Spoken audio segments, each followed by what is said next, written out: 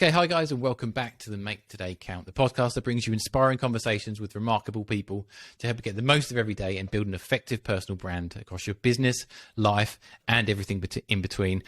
We've got an amazing guest today, and I think she's probably the person that's got the best title we've had on the podcast. It's the Dream Transition Mentor. Laura Cruz, how you doing? Okay. Yeah, I'm good, thank you. And thanks for referencing that. Somebody said to me recently, that's just the best job title. I said, when you work for yourself, don't wait for HR to assign it. You can be whoever you want to be. I know, it's inspired me now. I've got to think of one that I can have for myself now, because I'm very jealous of that. How are you doing? You okay? Yeah, I'm really good, thank you. How are you? Yeah, really well, thank you. And thanks for your time today. Really looking forward to jumping into this conversation, because it's something, we were talking a little bit before we came on to the show, and it's something that always comes up with the clients I work with. And I won't just spoil it a little bit. We'll jump into that in a minute. But before we do, if people haven't come across the work that you do, could you give us a bit of a background about how you got to where you are today, please? So I've been working for myself. My kind of company name is Laura Cruz Coaching, but I call myself the Dream Transition Mentor. So I've been working as Laura Cruz Coaching for just coming up to a couple of years. So had a strange transition as I came out of corporate just as the pandemic hit. Great timing. And had that weird thing where I was kind of not quite in corporate, but not quite in me. So I'm coming up to 2 years. And I'm a fully qualified and very experienced coach. Got a master's level certificate in coaching, which I took as I knew I was going to leave corporate. So although I had lots of experience as a coach, I decided to get qualified before I left corporate. So I feel that coaching will become more regulated. So I wanted to make sure that I had that kind of qualification to back me up.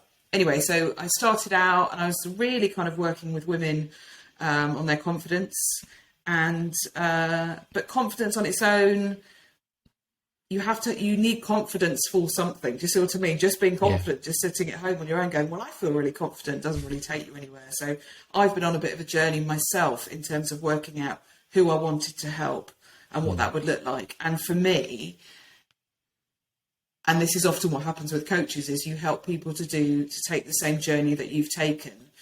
The journey that I've taken has given me the 4 Fs, so freedom, flow, fulfillment, and fun in my life, and that's what I have now. So I choose who I work with, when I work, what I do. I just said to you before we started recording, I've just come back from Spain. I've just visited my parents, like a last minute trip out there. And what I like to do, and what my kind of my focus is, to help women to say, hey, if I'm to get those things, really, I need to work for myself. So how do I transition into that dream business? Definitely. And I think that this past 2 years we've been through has given a lot of people opportunity to take a step back from maybe what they were doing, if they were working, for someone else in a business, or they were working for themselves, and kind of taking stock on, is this the way I want to be going? Have you found that with the people that you work with, these last 2 years have been really a kind of a great opportunity to take that step back and kind of reevaluate what they want to be doing? Absolutely. And I think what's really interesting is that stability or security that people thought they had before the pandemic. Don't leave employment, don't leave corporate, it's stable, it's secure, it's reliable. Actually, what the pandemic has shown us is that it isn't always those things. Sometimes it is, but sometimes it isn't.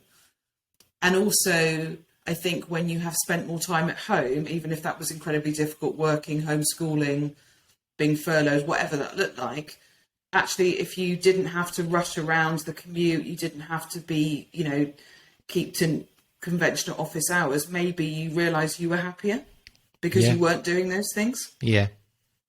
So I think that it's interesting because, having started a business in the pandemic, really tricky at times, but I'll never know any different, will I? And actually what I'm dealing with now is clients who have come through the pandemic with me and are then going, oh, okay, what do I want now? Yeah. And it is different to what I had before. Yeah. And that's really inspiring for other people to see that you work with, in that you've kind of been through that, that you've been through those stages as well. And quite recently as well, which is really inspiring. But so today we're going to be talking about, you work with, as you say, you work with women on kind of, evaluating what they want to do going forward, looking into their dreams and looking into where they want to take their lives. But one of the things I want to speak to you about today is, you have a program on this, but it was something that really popped out to me when I was looking over the work that you do. And it was all about the story, the story we tell ourselves. And that often comes up with a lot of professional development in, things that may be holding you back in certain areas and that. But before we kind of jump into some of the detail, if some of the listeners haven't come across that term of kind of the story we tell ourselves or our story and, in regards to rewriting it, and that's what we're going to be talking about today, what exactly does that mean and how do you help clients in that space? So the story is generally, we are a product of our own experiences. Everything that we've been through in life has shaped us to who we want to be. And I'm very conscious when I say this, because I often talk about when you're a child or you're at school or your parents. And I'm not bashing, or your teachers, I'm not bashing any of that. But sometimes those things that were said to us when we were a teenager or a kid or in our early 20s, whatever, they kind of hang around and they even though who you were then is not who you are now, we kind of hang on to that. Well, I'm not very good at that because somebody said this to me once, or, oh, I don't think I can do that. I wouldn't be able to do that because of this. And that becomes how we live our life. That story becomes a truth, and it's quite often not actually true. Yeah, it is, isn't it? And as we go through our life, there's lots of positive things that happen as well, which we bring along, and hopefully that inspires us to do more stuff. But more often than not, it's that negative aspect that we kind of carry on and we take more notice of, I think.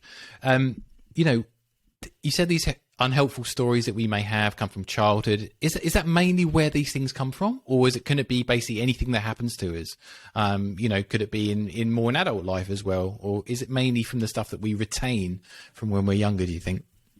I think it could come from anything, because it could be, it could be school, it could be a teacher, could be a parent, could be your first boss, it could be an ex-partner, a friend, somebody you've fallen out with. It doesn't really matter. Yeah.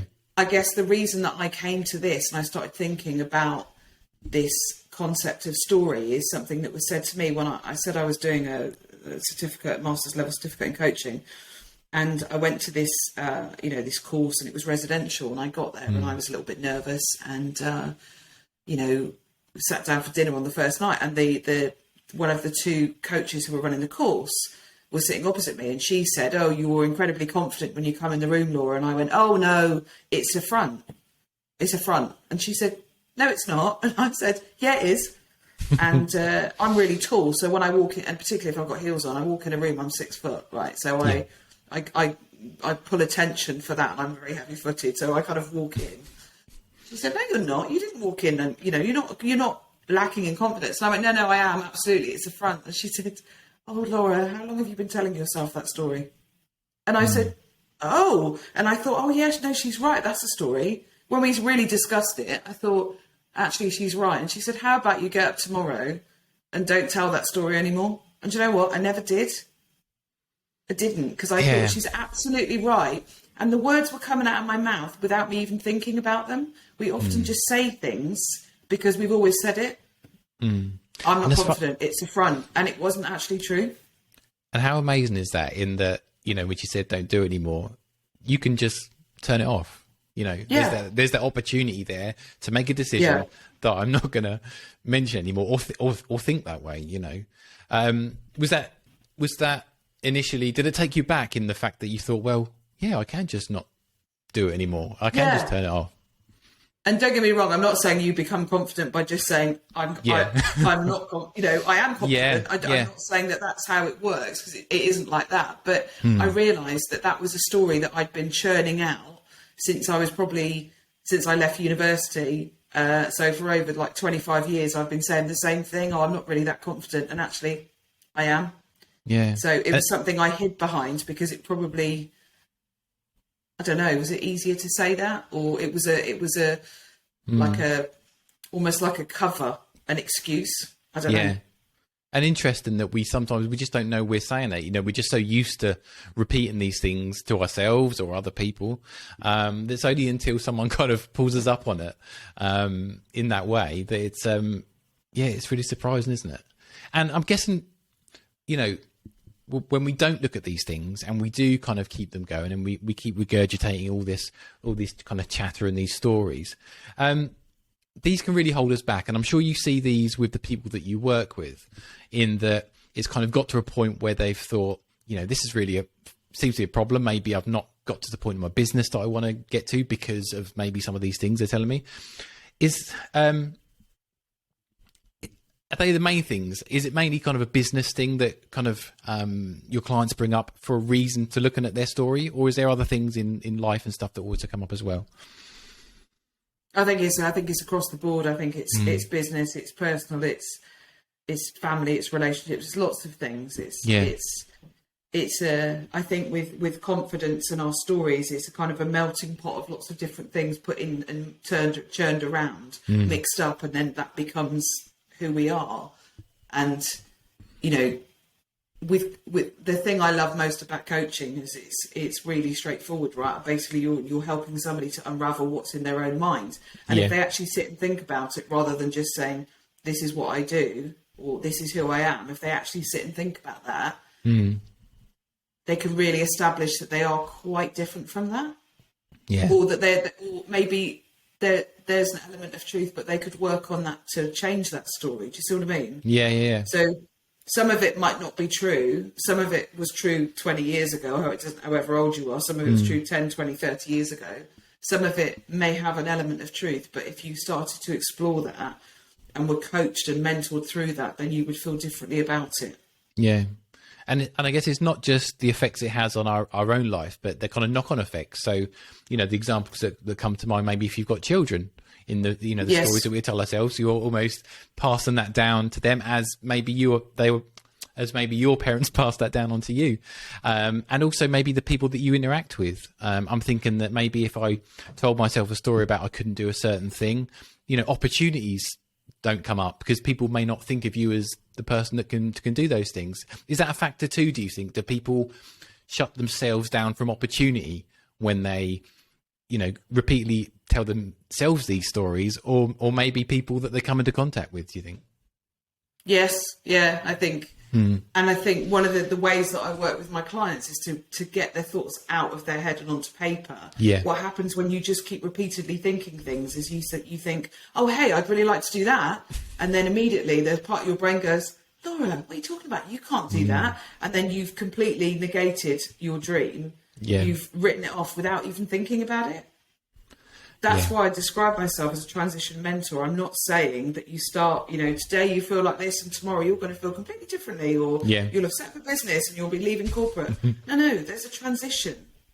There is a transition, and to stop those thoughts just whirring round and round and really look at them for what they are is quite exposing and confronting at times, because generally we don't write stuff down anymore. It's not like when we were teenagers. I don't know if you kept a diary, like we don't really do that now. Yeah. So when we start to think about things and write it down, it can feel really kind of overwhelming, very personal, very, at times surprising what comes out of you. Yeah, definitely. You weren't expecting. Yeah, definitely. I just recorded another podcast episode all about journaling. And that was really prevalent in that conversation as well, because we may have had, like you say, journals or diaries as a kid, but in the adult world, if you haven't got into something like journaling before, it can be really quite frightening for a lot of people. The fact that you're going to take time out of their day to just take everything out of their head and get it down onto paper, and that can be scary for a lot of reasons. Maybe you haven't, shared them with yourself, because sometimes when they're in your head, you just don't think you're saying them out loud sometimes, do you? But and it's easy to ignore stuff and to close it off if you don't say it out loud or write it down. Yeah, you just pretend it's not there. When I say to my clients, when they're writing stuff down, I urge them to keep it a bit like your diary. You wouldn't share your diary with somebody. Keep it somewhere safe, because actually, if you want to be really honest with yourself, you've got to be able to truthfully get those words out and then not show them to somebody, because it's your thoughts, right? It's you. So kind of keep it close to you until you've worked through that. Yeah. And this conversation is all about kind of rewriting that story. So identifying what that old story you've been playing for a long time is, and then kind of rewriting that. And I'm guessing, for anyone listening, then they're thinking, well, what can we really achieve by kind of rewriting it? Isn't it just kind of like imagining what it could be, or and it's not really going to come to fruition? How do you kind of explain that to people in the kind of the benefits of rewriting it, and how can we kind of embody that story going forward, do you think? I think is there saying you can't change what you don't acknowledge? So if you don't see that there's something that you're doing or saying about yourself which is holding you back, and language is so important. Just this morning, I saw something in a Facebook group I'm in, and somebody said they were asking a question about salary and being paid an equitable amount compared to their colleague, and they were saying, I don't want to be greedy and shallow. And it's these words, they hold us back. So if you view yourself, and I said, think about the language that you use. And she said, oh, that's such a good point. I didn't even notice that, because we just say words and we don't really think about what they mean, but they have such power. So I think by looking at, the way that my program around your story works is that you establish what is, what is that story? What are all those things that you've told yourself? Now, where are you now? What is actually the truth? Because when somebody said you weren't very good at maths when you were 15, is that true? I mean, for me, it probably still is, but still not very strong in the maths department. But, other things like, you're not confident, you're not, you'll never, like at school, you'll never achieve anything, if you don't knuckle down with your exams. Well, maybe exams weren't your bag. Yeah. Because maybe you're not academic, or maybe you had a learning difficulty, or maybe you were poorly, or, whatever. Maybe you were bullied at school and therefore you didn't, we're not defined by our exam results. So think about what the story was before, think about where you are right now, and think about where you'd like to be in the future. Yeah. If you don't decide where you want to get to, you'll just drift in life. Yeah. And if you are happy to drift, that's absolutely fine. But you can probably tell from our conversation, I'm not a drifter. I like to know where I'm going. I want a plan, and I'm going to get. If you get the plan, you start to work towards the plan. Without the plan, you're not going to move forward to change that story. Yeah. Yeah, that's really interesting.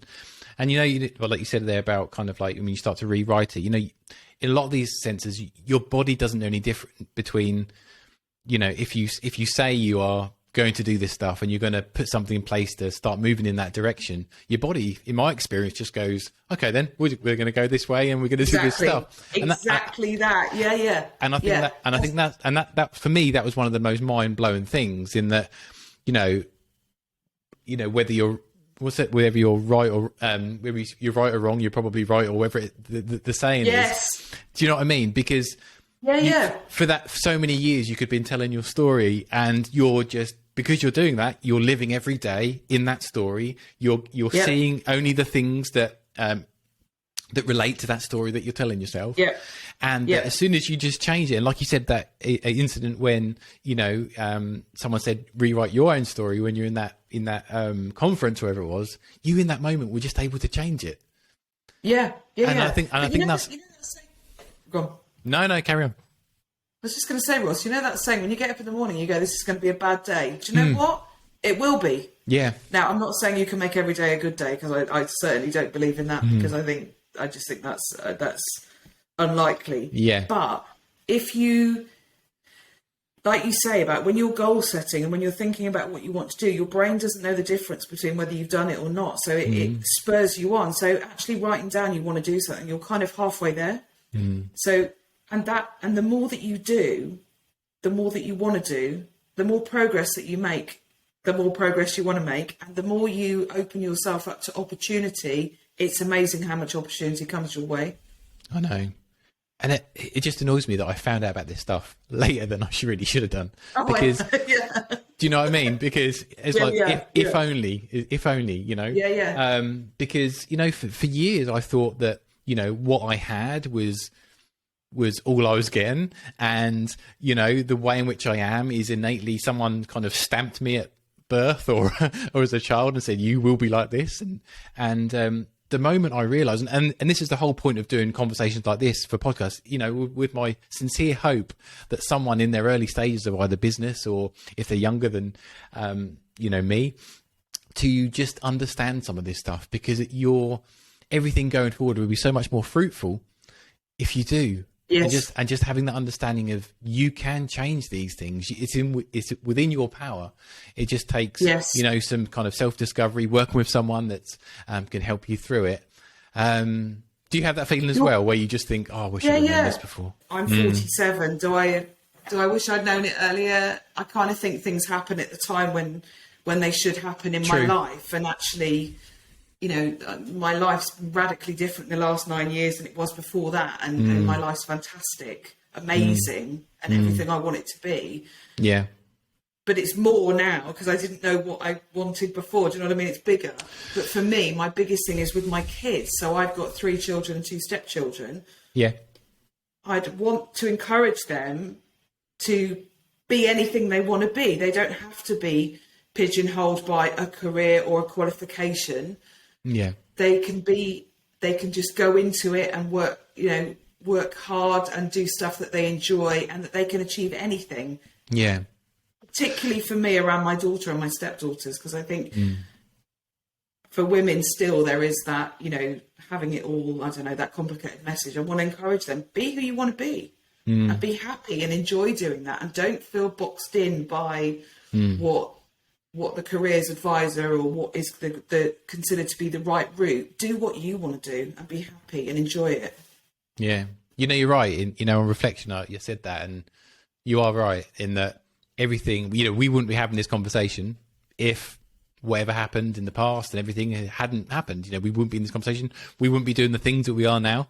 So I think, like you say, I think for me, it's like, you know, I've got 2 young children as well, and that, you know, the benefit of me understanding this stuff now is that I'm able to now pass that down, and you know, and help them understand some of this stuff as well. Because the other thing I was going to say about that, Ross, which I think is so important, when you're at school, it's like you learn all of these subjects, and then it funnels down for your GCSEs, then for your A levels, then to your degree. And it's almost a suggestion that there's only one thing you're good at. Yeah. That's the one thing you've got to pick. You're good at that. Stick to doing that. And the reality is we are fascinating as human beings. We are, you know, talented, skilled, difficult, complex. You know, we're all of those things. But there are many different things that you could do. And just because you start doing something doesn't mean you have to keep doing it, even if you're very good at it. Change it and do something else. So what if your story was that this is what I do, this is my story, I am X. Why can't you do something different? Yeah. What's stopping you?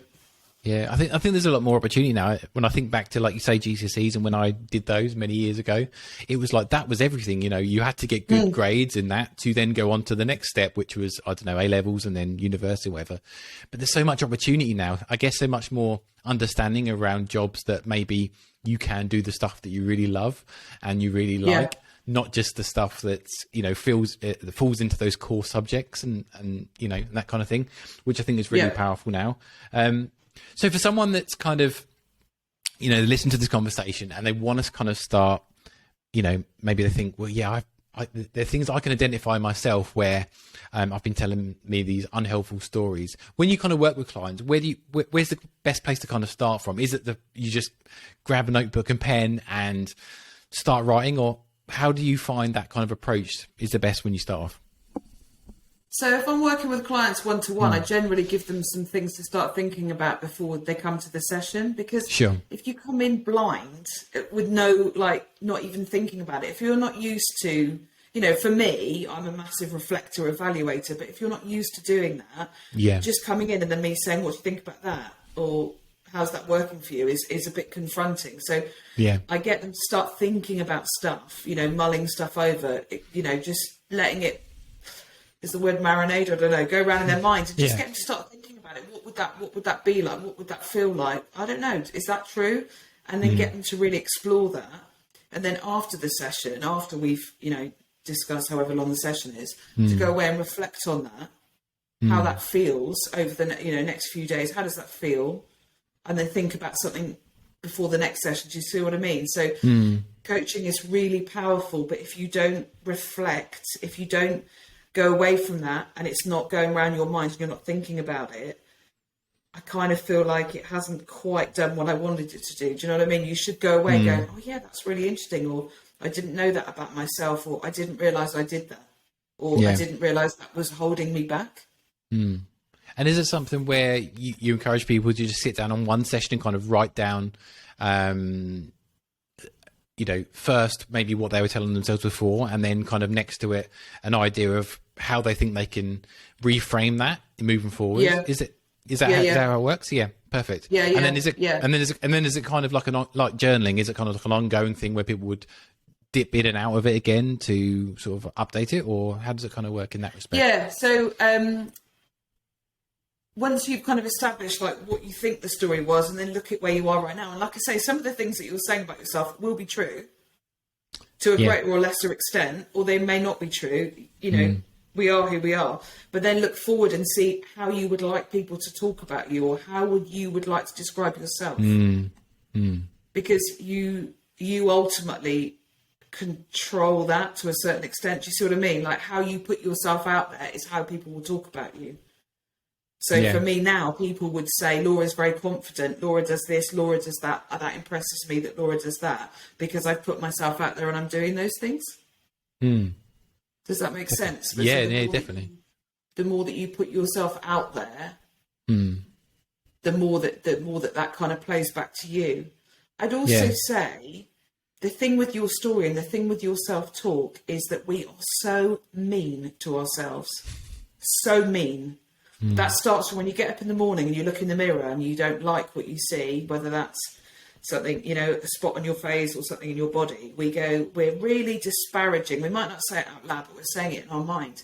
And I would urge the listeners to think about how they would speak to their friend, or for me, it's my daughter. How would I speak to my daughter? Would I tell her that? Would I say, hey, Lucy, oh, look at you, Lucy. I'd never say that. And yet that's what we say to ourselves. So treat yourself like you would your best friend, or your daughter, your son, your partner, your mum. What would you say? And say the nice things. Say the positive things that are going to make you have that better day. Say the really nice bits of the story rather than focusing on the negative bits and the bits that make you feel defeated. You will always have those bits because we are flawed as human beings. But if you focus on the bits that aren't great all the time, you never see, like I think I shine a light on the kind of uniqueness and the brilliance of my clients. Yeah. If you only focus on the negative bits, that's where you stay. Yeah. That's a really great way of reframing that, in that, I think if you've got children, because they normally say, like, if it's your best friend, what would you say to your best friend? Is that something like that? But I think that could be really powerful if you do have children, in that, because, when I think about my children, they're exactly the people that I wouldn't say talking the same way to yourself. But we do that, don't we? We're so horrible to ourselves in the way that we do it. I know, that's crazy. And do you think also, when people are kind of going through some of these thoughts, in that they have to kind of identify or appreciate that some of these traits also have had a kind of a positive outcome as well? So you could say, I wish I could be less, I don't know, controlling, or I could be less, something like that. But then there's elements of that can be really good to someone in the right circumstances. So if you were, and I think people forget that sometimes, don't they? They think of it as all a bad thing, but then there's probably little traits that come out of that. Maybe you're really well organized when you're in your business, and that kind of thing. Is that something that comes up as well, in that they immediately maybe think they're totally a negative thing, but actually they've got some really great byproducts that really help them in maybe their business up and to date? Yes, and I think lots of the things that are kind of character traits and the things that we have within us will have a positive and a negative slant to them. Yeah. So having just visited my parents, my dad said I was bossy, you know, because he's 79 and he said I'm bossy. Well, you know, bossy's got me, I'm not that bossy now, but bossy's got me, like, you know, I would describe myself as being very goal oriented and very focused on what I'm going to achieve, and I will get there. So, you know, I think there's this thing about, you know, women getting called bossy in business, and actually they're leaders. Yeah. I'm not encouraging being bossy, by the way, but you know, my ability to stay focused and driven for the things that I want to achieve means that I do achieve them. Some might say I'm bossy. Okay, well, that's up to you. But I've managed to get to where I am now because of that's my nature. Do you see what I mean? So that's, for me, that's a positive. If I get too bossy, of course, that's something different. And, you know, my husband would, you know, point that out to me. But actually, it enables me to progress and to do all the things that I want to do in my life. So whatever it is that you feel that is maybe not so great about you, there will be an element of that which is positive for you. And it's that use of language, isn't it, as well? You know, if we think of the word bossy, it has that connotation of you know, it's a negative connotation, whereby maybe if you were to call someone assertive, or you were to call someone a good leader, or, you know, that kind of thing, or that they address issues as and when they come up, they'd be really fantastic things. So I think, you know, as you said before, language plays such a big part in this. And I think, do you have to be mindful of that as well when you're writing your news story, in that you just have to be mindful of the words that you're using, that you don't just kind of slip back into the old ways as well? Yes. Yeah. Don't get me wrong, Ross. I'm you know, I can talk a good game, but I can also be very self-critical. So, this is, I'm not coming here saying, I'm not evangelical saying, I'm never hard on myself, because clearly I am, because that's, we're human again. But yeah, I think you need to check yourself and think about how you talk to yourself, what you're saying to other people. Yeah. And really reflect on that, think about it, and think, is that the message that I want to say, or do I want to say something different? Yeah. Because again, it's within your power. You communicate that out, and you will show that in your behaviour, and how you speak, and how you interact with people. So choose how you want that to be. And you can be anything. Anything. That's the thing, isn't it? Yeah. Yeah. And that's, I guess, the mindset to write with, isn't it? That you have a completely blank page. You have a completely blank slate, isn't it? You know, you can... Yeah. Does it take a lot of people to get their head around that they can actually have an unlimited kind of choice of what they want to do? Do they still find themselves constrained in the kind of the feelings that they had previously sometimes? Yes, because I think life makes us that way. Life and circumstance and our experience can keep us small, but you have it within you to move out of that. And not that you have to be big, I'm not saying that, but you have it within you to change your outlook, your circumstance, your story. You have that. And you can change that to a greater or lesser extent depending on what you want. You know, you can, you know, some people will have aspirations which are huge, and some people will have some which are not, you know, which are slightly bigger than where they are now, or, you know, fine. You know, we are all different. It doesn't matter. But it's that you, for me, I feel like I'm still getting started in who I am as a person. You know, like I'm growing and learning and developing so much. And I love that. I want to keep doing that. I want to be really self-reflective and go, well, that worked, or that didn't work, and what could I do differently? And I'm not sure about that. And how could I be better? Yeah. And what would your kind of advice be for, you know, maybe if they've sat down and they've started to think about, you know, where they want to see themselves going, but it's not flowing. It's just not coming. Do you just say, look, go and leave it for a while, or is it best to stick with it? Where do you kind of find that best approach for that? I think you can't force stuff. Let things work through in your mind.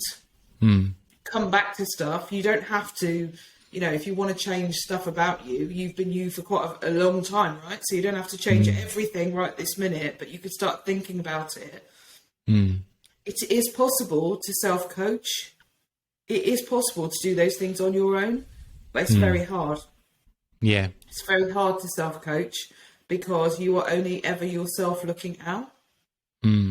when you are coached by somebody else, somebody's asking you great questions, you suddenly start to see it's still you, but it's the you that person has kind of brought out, if that makes sense. So self-coaching is perfectly possible. But I think you do benefit from that other person who one-to-one says to you, you know, hey Ross, what about this? Or have you ever thought about that? Or what does that mean to you? And then you might go, oh, I can see it when we're talking now. Like when I've said something and you're looking up and away, you know, which is the sign that somebody's really thinking about what's been said.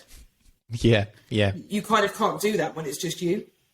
No, it's that one-on-one time, isn't it? To and that accountability as well. Someone to just hold your hand through it and just say, look, when you come up against trouble, we've got this, and we just move on to something else, and we carry on. Because it can be, you know, doing it on your own. You only know what we know, don't we? So, you know, maybe a lot of circumstances, you might get to a point and think, oh, I can't think what to write. I'm just going to bin it, but when you've got that person next to you, that's kind of there going, and I guess, and you know, people maybe if they're not at the point where they're maybe to work with the coach, you maybe just that they buddy up with someone else and maybe have that accountability that way. That could be a good kind of starting point, I guess, as well. Or, you know, buy a book. There's plenty of books to help you to start thinking about that. I'm writing one myself, Ross, but you, specifically for that reason, because I want people to go, okay, so if I couldn't work with Laura, but I'd like to think about the things that she talks about, I could buy the book when I've got it published, but I could buy the book and that would help me. Yeah. So there's a way to kind of enter into my thoughts about how you progress. Yeah. And even when, you know, we've kind of rewritten our story, we've got it how we think we want to, you know, life goes on, things will happen in the future. How do we kind of ensure or can't we ensure that little slip ups or experiences that happen going forwards don't form part of that wider overbearing story that we then carry on, and that we just accept them maybe for what they are and kind of move on? That must be challenging for someone that's working through this as well. Yeah, sure. And I think, you know, we're not the finished article, and who we are, you know, who I am now is not who I was 10 years ago, and not who I was 10 years before that. You know, life is very different, you know, say from like certainly my parents' generation, where you just started on a road and you kept on that road until you retired. It's different now. And we can be different.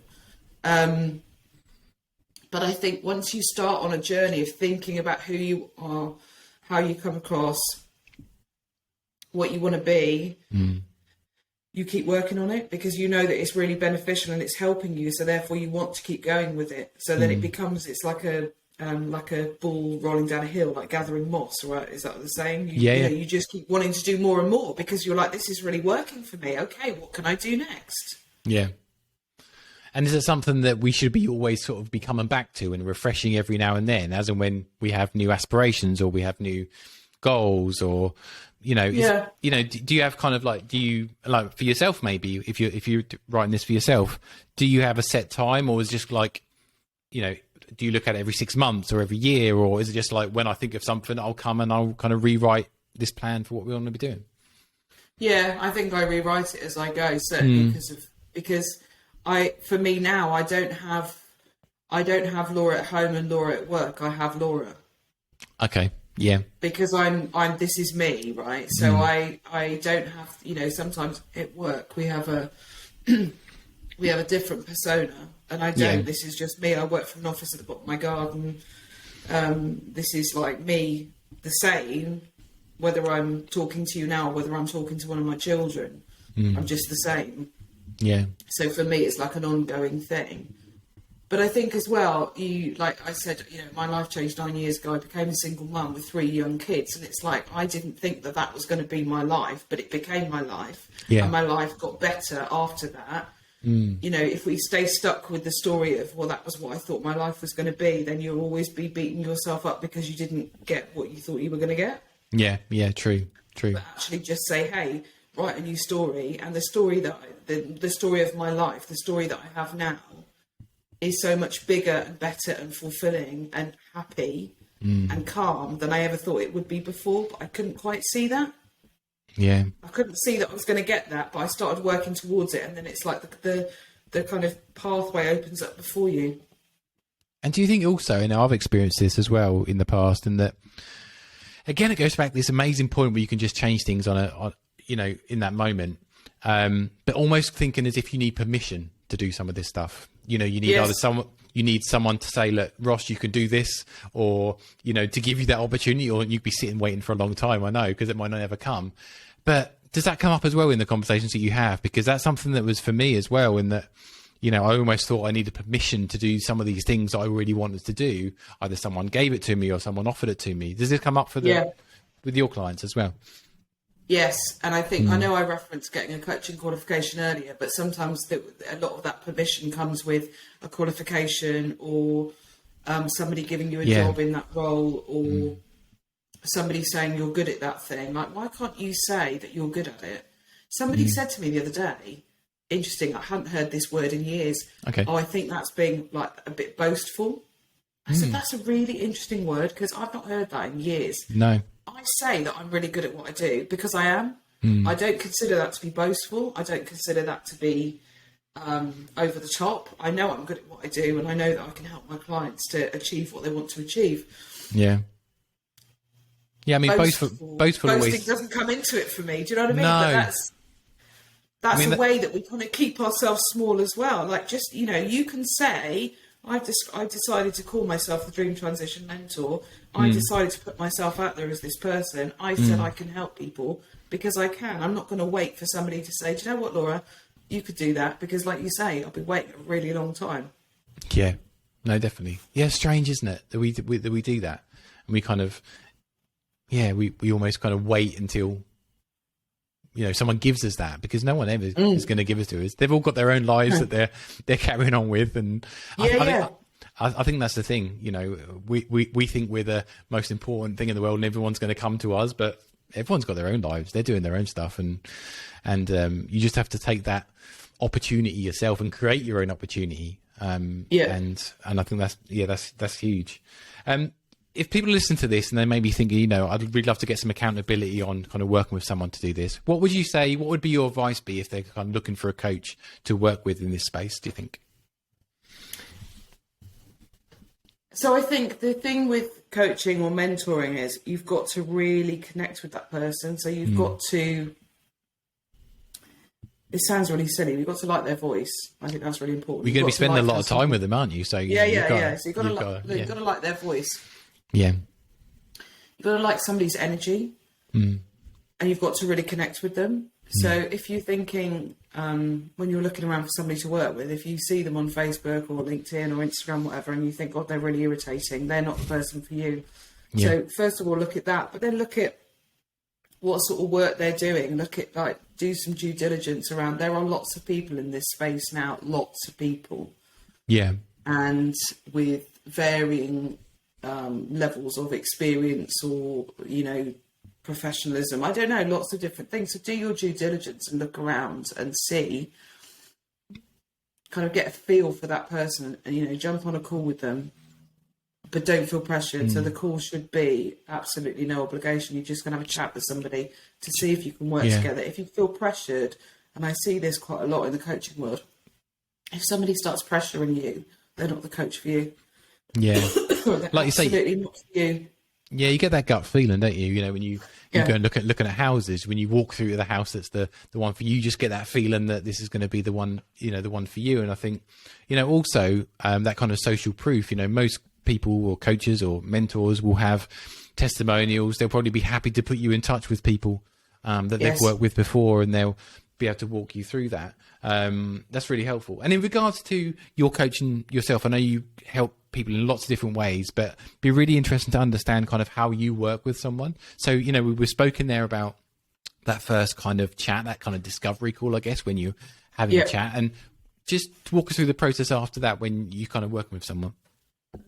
So I call it a clarity call because I just want to have a chat with somebody about, be really open and honest, how we're going to work together, what that would look like, what they're looking for. Sure. So what is the client looking for? But I don't, lots of other coaches would have a really hard sell. I don't have that. People will decide if they want to work with me or not. And there's no pressure. And what I find is that even if people don't sign up straight away, they generally come back. they come back at a point. They're thinking about it, then they come back. Yeah. But yeah, really kind of low key, put the offer out to them, and then they have to think about whether they want to take that forward. I know there's absolutely no pressure. Yeah. I put them on my mailing list, and then I'll tell them about stuff that I'm doing. But I certainly hate that feeling of being pressured by other people, so I don't do that. Yeah. So I want it to be quite, I don't know, is this the right word, organic, like quite kind of not pressured and quite calm. Yeah. And is it kind of a mixture of kind of both one-to-one, and do you have like groups as well, or is it just mainly kind of one-to-one basis? So I have run group programs in the past, and it's something I've been mulling over again. I mainly work one-to-one, and last summer I had an office built at the bottom of my garden, which was just like a pipe dream from the start of lockdown, when all the kids were homeschooling and I didn't have anywhere in the house that was quiet. To go, yeah. And so now I've got my home office, and it's absolutely beautiful. So if I've got people who live locally to me, within driving distance, we do face-to-face in my office, and it's lovely because it's such a calm environment.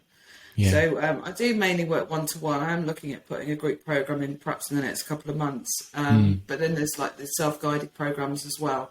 So it's about finding out what works. And I do face-to-face workshops as well. Oh, perfect. You have to be within driving distance of where I live to be able to one of those. Yeah, perfect. And what for you, it's evident that, it's such a fantastic job where you're able to take someone from their early stages and really help them and see the kind of, all these fantastic things they can do after they've kind of worked with you. What's the best thing about doing the work that you do? So the best thing for me is when my client says that they feel differently about themselves.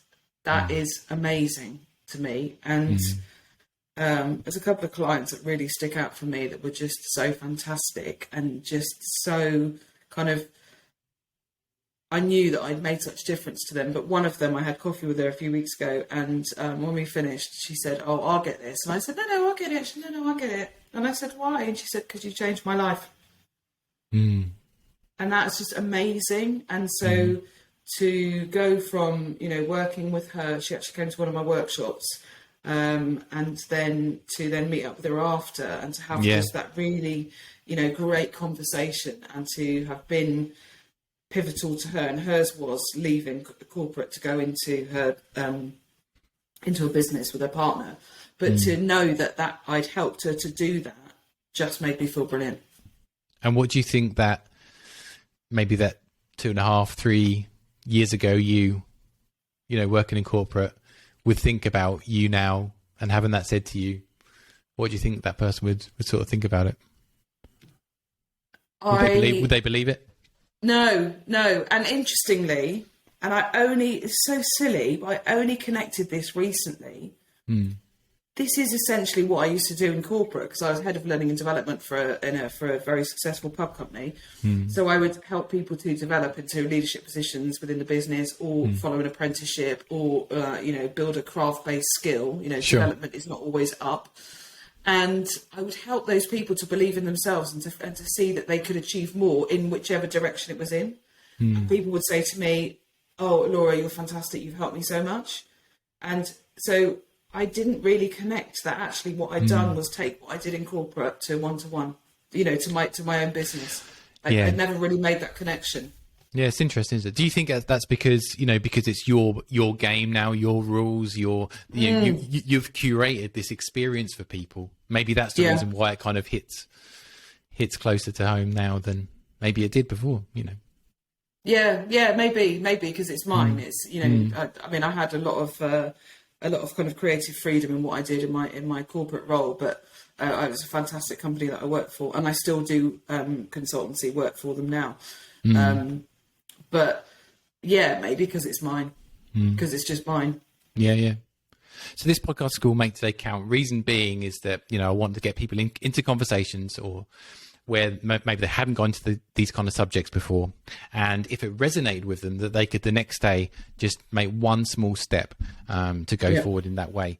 What would your kind of, we've spoken about lots of different things today, but what would your one tip be? So if someone was listening to this conversation and they thought, I really need to kind of rewrite my plans for the future, what would that first step they could take tomorrow be to kind of get them on that right track, do you think?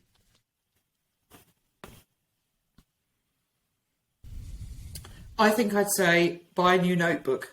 It sounds really silly, but you've got to physically write it down, not in your notes in your phone, although that's quite useful if you're not near a stationery shop or whatever. I'd say get a nice book and just sit with a pen and just write a few things down. I look back when I decided that I wanted to leave my corporate role. I started writing stuff in a notebook, and I look back and I kind of almost cringe because some of it is so kind of naive and a bit silly, but it was the starting point to get me to progress my ideas. So you have to start writing something to then look back at it and go, yeah, no, I don't want to do that. Or, okay, what does that mean? Why did I write that? I could take that a bit further. So just start getting the stuff out of your head and onto paper. Yeah. Yeah, I think that's great. It's a great first step. I know you work, like you say, you work with one-to-ones, you've got courses that we can go online. Is there anything you got new coming up that you want to kind of share about, or anything that particular it resonates with this conversation, perhaps? So I guess my key focus for this year is definitely my one-to-one, my dream transition transformation program, which takes you from the kind of, I've kind of been thinking about this, but I'm too scared to tell anybody, to actually, transitioning into that. Yeah. I've got my podcast, Your Dream or Mine, with Laura Cruz. Perfect. Yeah. And my book's in the making, so I've said it out loud. I've got to actually get it done. You see, you commit to it. I hold you accountable now. Let's do it. Yeah, exactly. Yeah, and where's the best place to connect with you online? Would it be Instagram or the website, or? So you can find me at the website, lauracruz.com. On Instagram, I am the Dream Transition Mentor. Perfect. And I'll put all those links in the show notes if you're listening, so you can just link through to those and click right through. I love to finish off every episode with gratitude. I think it's a hugely important thing and quite an underestimated thing. But just to say thanks for all the work that you're doing in the world. It's great that, there's opportunities and people that people can work with when they want to look at some of this stuff, to shed some of this, these old beliefs and these old things that they've been carrying on for ages. And like you said, when, the lady said, you changed my life, this is work that you are doing, and you should be hugely, hugely proud of that. So thanks for all you're doing in the world. And thanks for having this conversation with me today. Thanks, Ross. It's been great. Thank you. So guys, what we'd love for you to do, if there's a part of this conversation that really resonated with you, we'd love to know. So you can catch Laura or myself on Instagram, or under wherever you're watching this video over on YouTube. Just leave us a comment. What was the kind of that aha moment in this? Or if you've got any questions, I'm sure Laura and both I will be happy to jump in and answer those questions for you as well. If you haven't already, I would love you to subscribe either on all the podcast channels or over on YouTube as well, where you can see the full video. And also, if you haven't left a review, please do so. It really helps me get this message out to as many people as we can, and start sharing these conversations, which are so powerful for many of us. But again, thank you, Laura. It's been hugely fantastic having this conversation with you today. And until next time, guys, I've been Ross Dean. This has been Make Today Count, and I'll see you soon. Take care. Bye-bye.